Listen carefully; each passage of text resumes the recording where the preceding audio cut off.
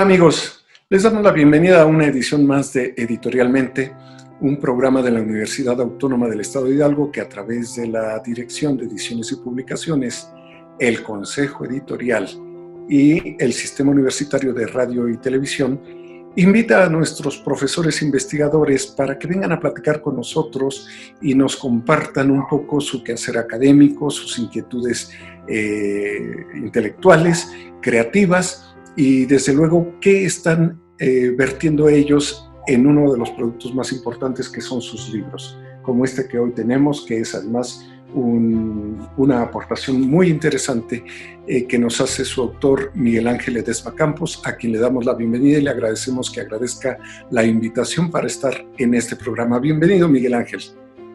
Buenos días, ¿qué tal? Buenos días, Marcial. Pues aquí con mucho gusto escuchándote y además, Miguel, para que nos cuentes de este libro, Juego y Arte Contemporáneo, el arte como competencia, azar, simulacro y vértigo. Desde el puro título ya tú nos estás proponiendo un rompimiento de esquemas en la apreciación tradicional, casi litúrgica del arte del museo, del arte de la pinacoteca, y de pronto nos ofreces un título inquietante que lo primero que obliga es a agarrar el libro, a hojearlo y después a leerlo con mucho interés. Tengo entendido, Miguel, que esta es una investigación de mucho tiempo y de muchas horas de lectura y además de mucho trabajo creativo. Cuéntanos, ¿de dónde surge la idea de hacer este libro?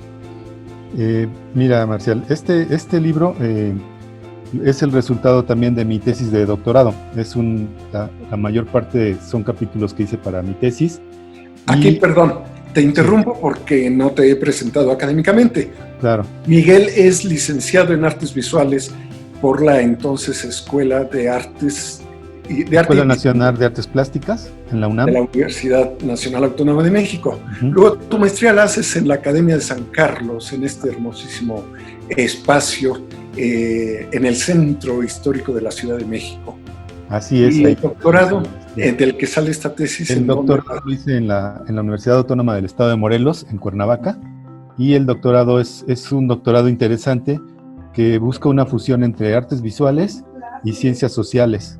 Uh-huh. Entonces, básicamente era fusionar, tenía maestros antropólogos, sociólogos y también artistas visuales.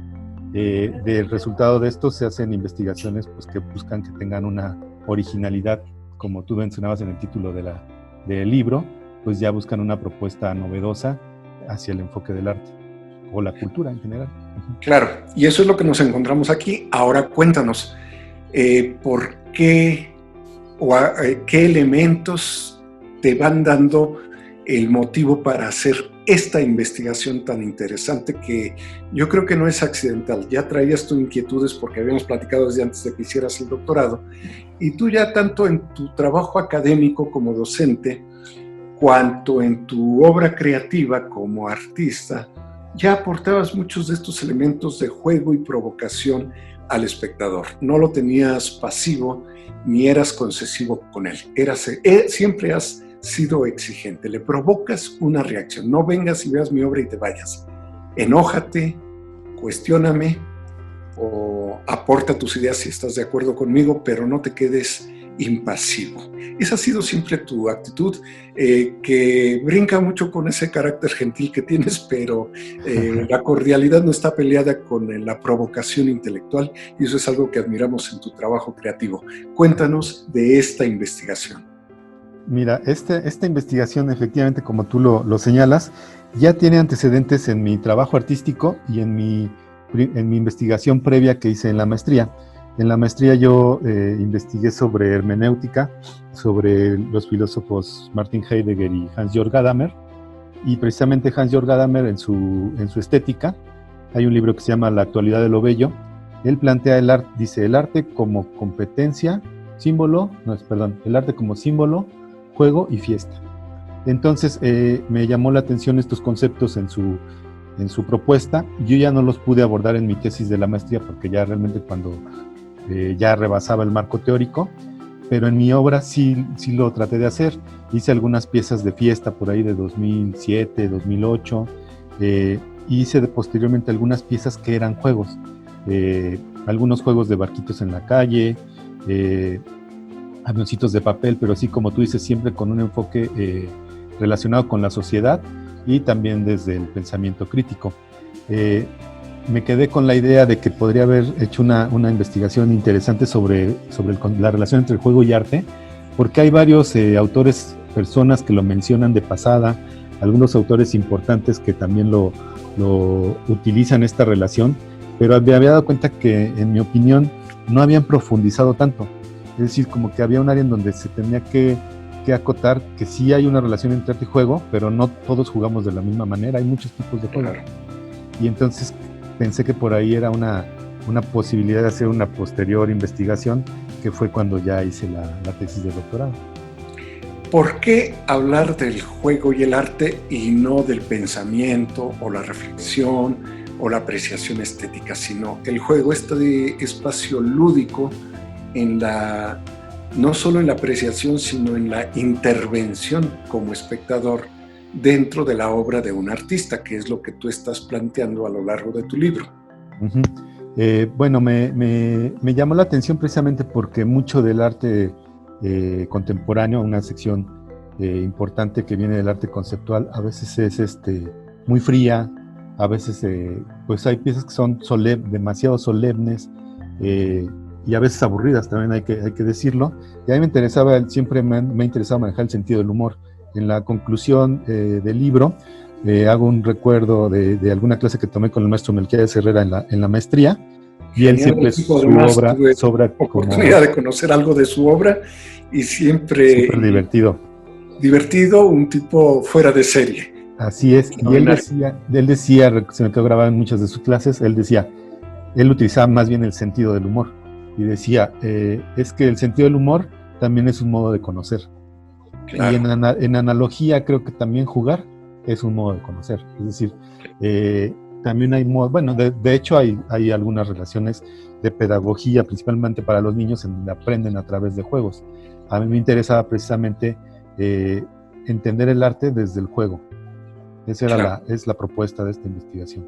Algo que me llama la atención también es que no te la tomas a la ligera y te aventuras a entrar en un juego de camisa de 11 varas, cuando te pones a leer, a investigar, a retomar las ideas de pensadores, de filósofos, de sociólogos. Particularmente tú distingues aquí el trabajo de Johan Huizinga y de Roger Caillois. Son como los dos pilares con los que estás desarrollando este material, pero tú al mismo tiempo generas aportaciones propias, aunque te inspiras en ellos, y así que aunque hayas entrado a jugar con camisa de 11 varas, sabes acomodarla, y no te resulta fácil, supongo, pero quiero que nos cuentes esta aventura intelectual de sortear estas teorías y finalmente apoyarte en ellas para generar tu propia aportación. ¿Cómo ocurre? ¿Qué nos dices con ello? Ok, sí, así es. Como tú dices, bueno, los de donde se fundamenta la investigación es de estos dos autores, de Johan Huizinga y Roger Caillois. El subtítulo está vinculado con Roger Caillois, quien dice que hay 4 tipos de juego: competencia, azar, simulacro y vértigo. Y digamos que el aporte personal es hacer una metodología que funciona para poder entender el arte contemporáneo, principalmente moderno y contemporáneo, desde estos 4 tipos de juego: competencia, azar, simulacro y vértigo. Lo que yo hice también es proponer cómo es que se juega en la obra de arte. Esa ya es como una tipología propia, en donde yo también propongo que el primero sí es basado en Gadamer, que dice que la contemplación ya en sí misma es un juego. Después hay obras en donde el artista es el que hace la obra jugando, a veces crea algunos juegos con propias reglas. Otro tipo de obras son en donde el espectador es quien juega con la obra, y la menos común, pero también no por ello menos interesante, es en donde el artista y el espectador juegan al mismo tiempo. Entonces, de esta combinación pude ir un poco haciendo una especie de tabla en donde yo podía ir acomodando las obras de acuerdo a sus características, en donde podrían encajar con este cruce de tipologías. ¿Me recuerdas con esto un poco las obras que tuve oportunidad de ver en el Museo de Arte de contemporáneo en México, una exposición de Alex Calder donde él tenía 3 o 4 piezas y decía, esta pieza es para que la toques, no te quedes con las ganas de tocar, porque todo público que entra a un museo quiere tocar, sentir la textura, sentir la frialdad del metal o la textura de alguna pintura, y él dice, hazlo. Entonces fue una experiencia muy interesante y en este museo he tenido oportunidad de apreciar obras a veces muy complejas. Creo, Miguel, que tu libro no está hecho solo para los creadores o para los estudiosos, está hecho para un público común que quiera de pronto entrar al mundo del arte contemporáneo y entenderlo con más elementos de juicio, porque muchas veces me siento a veces también como alguien que entra a un espacio desconocido y que no sabe qué va a entender, qué va a encontrar. Lo que tú nos estás proponiendo con este libro es que como no especialistas ni creadores, también simplemente como espectadores, aprendamos a conocer ciertas reglas del juego para disfrutar del arte contemporáneo. ¿Por eso nos recomendarías leer tu libro? Así es, sí, es un libro que, bueno, yo traté que no estuviese escrito en un lenguaje demasiado rebuscado. El tema del juego creo que todos nos identificamos con jugar, porque jugar también provoca placer. Y el primer capítulo creo que es para cualquier tipo de lector, porque habla de la importancia del juego en la cultura. Habla con muchos ejemplos, que creo que siempre me ha gustado los autores que hablan a partir de ejemplos, con muchas obras que creo que ilustran estas ideas de cómo es el arte contemporáneo, pero también cómo se juega en el arte. Creo que es un libro que puede gustar a todo tipo de público. Miguel, te decía que yo siento que mucho de lo que has estudiado en la licenciatura, luego en la maestría y ahora en el doctorado, lo vuelcas en tu creación artística, aparte de que lo haces en tu labor docente y en tu labor investigativa, pero también en la creativa. ¿Qué tanto te ha respondido el público espectador a estos estímulos, a estas provocaciones, a estas invitaciones al juego que tú planteas en tu obra? Bien, bueno, en las obras que yo he hecho que son de corte más lúdico, pues realmente he tenido alguna buena aceptación, honestamente, pero he notado que quienes tienen más, se conectan más inmediatamente con estas obras, son los niños. Tengo algunas piezas grandes que hice, alguna serie que hice que se llamaba Condominios Flotantes, que eran el tradicional juego que nosotros hacíamos antes, ahora no lo he visto tan común, que era cuando llueve, que se hacen los riachuelos en la calle, o los charcos, que jugamos con barquitos de papel. Tenía algunas piezas en donde realmente hacía maquetas de edificios reales o fraccionamientos a partir de fotografías, entonces eran maquetas muy realistas que yo metía en charcos cuando llovía y ponía barcos de papel. Hicimos una instalación muy grande en Zacatecas, en el No Museo, apoyada por No Museo, en aquel entonces fue en 2010, y era enorme. Llenamos una plaza con pipas de agua reciclada, hicimos una ciudad enorme que replicaba edificios de Zacatecas, y lo llenamos de barquitos y algunos globos que flotaban algunos edificios, y los niños eran los que realmente se metían a los charcos, jugaban. La gente regularmente adquiría, los mayores, una actitud contemplativa, pero los niños eran quienes se adentraban. Una vez que oscureció y que nosotros ya nos íbamos, los niños empezaron a saquear la obra y se la llevan a su casa. Muy interesante. Sí. Esto me hace recordar algo interesante, cómo en la medida en que crecemos nos vamos poniendo más trabas, y perdón por la anécdota porque no tiene que ver con el arte, sino con la ciencia, divulgación de la ciencia, pero me parece que refleja esto que tú dices. En una ocasión, en una semana de la ciencia, había un experimento donde los niños, con el apoyo de un profesor, echaban aire a una botella con agua invertida, y cuando la presión era demasiada, salía disparada la botella de PET. Y esto era para ejemplificar el asunto de la presión y por qué salían los cohetes a la galaxia. Y estaban los niños de primaria y daban vueltas una y otra vez porque querían volver a vivir la emoción, hasta que un joven de preparatoria dijo, pues aunque se rían de mí, yo me formo. Ajá. Me gustó que lo dijera y me gustó que lo hiciera, porque después de él varios de sus compañeros lo siguieron. Creo que esto es lo que hay que romper en el adulto, que también se deje llevar por el juego, para Así es. interpretarlo. Así es. Algunas personas que hayan leído tu libro, alumnos, compañeros y gente no relacionada de manera directa con el arte o su creación, ¿qué te han dicho de esta obra?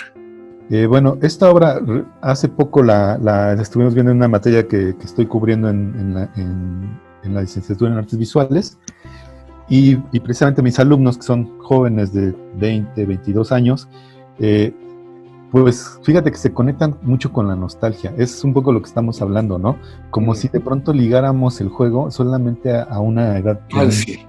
pero no de adultos. Y creo que eso es algo que busca mi texto, es despertar ese gozo lúdico en nuestra vida diaria. Porque, claro, por ejemplo, Johan Huizinga dice, la cultura, el motor de la cultura, de toda cultura, principalmente está hablando del occidental, es el juego, dice, y todavía se encuentra de una manera muy velada en muchas actividades cotidianas. Dice, por ejemplo, pensemos en los juzgados, ¿no? Dice, llega con su toga, que es una especie de disfraz, ya se nos va a acabar, creo, sí. Viene con su toga, su disfraz, y de algún modo hay como una especie de bando en donde es cruel lo que se está en juego, pero se está jugando la culpabilidad, una sentencia de una persona y el veredicto de si es culpable o inocente. Es una especie de competencia. Sí, ¿no? Sí, y una serie de símbolos que vamos viendo en lo cotidiano. Y ahora el artista lo que hace es espiar esos actos fugaces, esas conductas imprevistas, y muchas veces plantearlas y reflejarlas. Creo que eso hacen. Y algunos de tus alumnos que en la creatividad estén cambiando sus actitudes después de intercambiar contigo y con la lectura del libro, que estén formalizando o trabajando de otra manera su obra creativa, ¿cómo han reaccionado? Sí, lo estamos, bueno, este año es un poco bueno, el libro, como tú viste, tiene reciente publicación. Sí. Cubrí por azares del destino una materia de arte contemporáneo y se liga con un semestre anterior que yo estaba de una clase que se llama Taller de Arte Actual. Y entonces mi taller que doy, pues tiene que ser, es una especie de no taller, porque busco no empalmarme con el clásico taller de pintura, fotografía, etcétera, y hacemos todas las cosas que no son los talleres convencionales.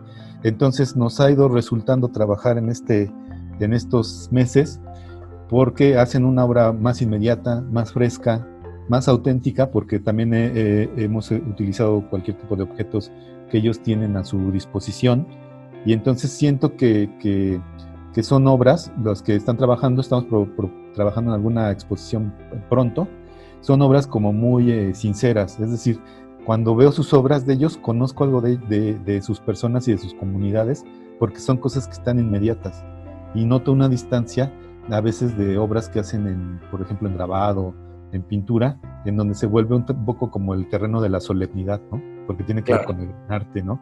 Con toda la historia y la tradición.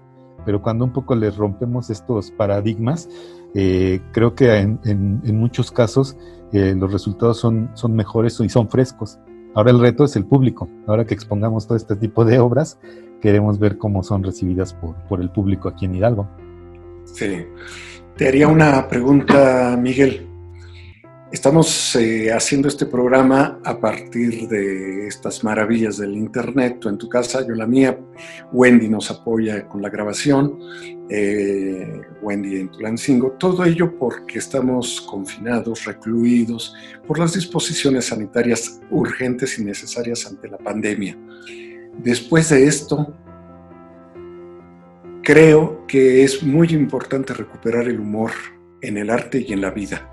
¿Cómo ves el impacto casi inmediato que vamos a tener una vez que volvamos a cursar nuevos destinos por las calles, por las escuelas, por las galerías? Uh-huh. ¿Qué has estado pensando en estos días respecto al arte en su nuevo paradigma, en sus nuevas propuestas? Porque definitivamente vamos a encontrarnos con muchos elementos nuevos. Ajá. Mira, ya de hecho se están haciendo algunas diálogos, discursos en redes sociales sobre este momento en el arte. Hay un artículo, no lo he leído lo que han hablado acerca de este texto, de un artículo que alguien publicó en Estados Unidos y precisamente particularmente en Nueva York, que habla dice que el mundo del arte, y se refiere por el mundo del arte un poco más al mercado del arte, a los museos, dice que está acabado por esta pandemia, por la crisis. En Estados Unidos sabemos que muchos estados no dependen tanto del gobierno, sino que son empresas privadas. Incluso el Museo de Arte Moderno de Nueva York también estaba mencionando que está en una fuerte crisis económica. Y dice, tal vez estas instituciones están en crisis, pero el arte no, porque no necesita el arte necesariamente, claro que es muy importante, pero no necesariamente necesita de las subastas y de este tipo de cosas para existir la experiencia del arte. Y entonces creo que esto está dando pie a que muchos artistas están buscando, también en investigación en redes de cuerpos académicos, estamos planteando hacer exposiciones en línea, simposios a través de redes sociales, etcétera, cosas que de algún modo son más inmediatas, que llegan hasta nuestros propios hogares, y claro, entonces ya se rompe un poco esta frontera en donde una persona tiene que ir hasta el museo. Por supuesto que es importante que no se sustituye ver la obra físicamente, claro, pero sí, también se está dando importancia a las otras posibilidades, como es el programa que estamos haciendo hoy tú y yo. Exactamente. Y además en que podemos apreciar, si me permites comentarlo, esta fabulosa colección de artesanías de Oaxaca que me estabas comentando, y que bueno, es abrir un poco ese mundo interno también y compartirlo con la gente. Miguel, quiero leer los 2 últimos párrafos de tu libro, porque me gusta bastante cómo rematas este trabajo. Y aquí lo tengo y dice: los artistas y los espectadores que juegan con una obra analizan las relaciones de las fronteras que se producen en las líneas de un tablero y al mismo tiempo las problemáticas de la frontera entre 2 países. Distinguen el juego entre la realidad y la ficción, entre la política y la cultura. Melquiades Herrera, que mencionábamos, afirmaba que el sentido del humor es un modo de conocimiento. En este sentido es posible afirmar que el juego también lo es. No es necesario que placer y saber estén distanciados. Se concluye que, a diferencia de los juegos que se practican con habitualidad, los juegos del arte en general son críticos y subversivos. No sé por qué pusiste esto, ¿verdad? De luego, eso es fabuloso. Es como si el niño al crecer utilizara el juego que le enseñaron para reconstruirlo, señalando que los defectos del juego son al mismo tiempo los defectos de la sociedad que les dio origen. El espectador que se enfrenta a la obra de arte es un co-jugador. La separación entre público y artista se transforma en un ejercicio colectivo de conciencia política y social. Estupendo, me encantan estos 2 párrafos finales con que rematas la obra y gracias. Bueno, los quise leer para que aquellos amigos que nos escuchan sepan que vale la pena acercarse a este libro. Aquí lo enfocamos, editado por la Universidad Autónoma del Estado de Hidalgo, cuya autoría de Miguel Ángel Ledesma Campos, y como título Juego y Arte Contemporáneo, el arte como competencia, azar, simulacro y vértigo, cuya lectura nos ayudará a ser mejores espectadores, a disfrutar más, a jugar con el arte, con las artes visuales contemporáneas, a entender estas instalaciones, estas composiciones extrañas aparentemente para nosotros, a dialogar con un artista que a veces tiene un concepto de la obra y nosotros creemos entender otra. En ese entender, en esas diferencias, hasta buscar acercarnos, estamos jugando uno con el otro y uno contra el otro. ¿Este es el planteamiento de tu libro o me equivoco? Así es, ¿no? Estás totalmente de acuerdo. Te agradezco que hayas leído esos 2 párrafos que creo que sintetizan mucho de lo que trata el texto y pues del papel del artista cuando se vincula con el juego. Sí, me parece que lo encontraste.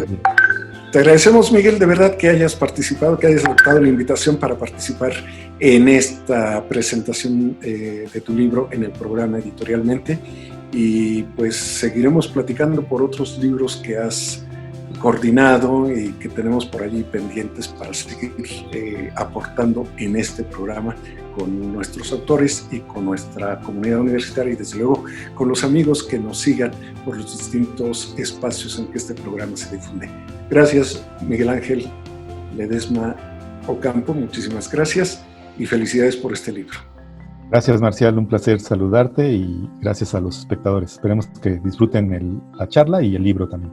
Claro, que además leer el libro nos va a obligar a ir al internet a buscar y ver los ejemplos que Miguel aquí cita para tener una apreciación mucho mayor. Se los recomiendo ampliamente. A mí me hizo ir con frecuencia al internet a buscar a ver de qué está hablando Miguel, qué obra vio que nos está invitando a conocerla. Hágalo, siga la lectura de este libro y le agradecemos que como cada 8 días nos siga en estas charlas con nuestros profesores investigadores de la Universidad Autónoma del Estado de Hidalgo. Muchísimas gracias y hasta la próxima.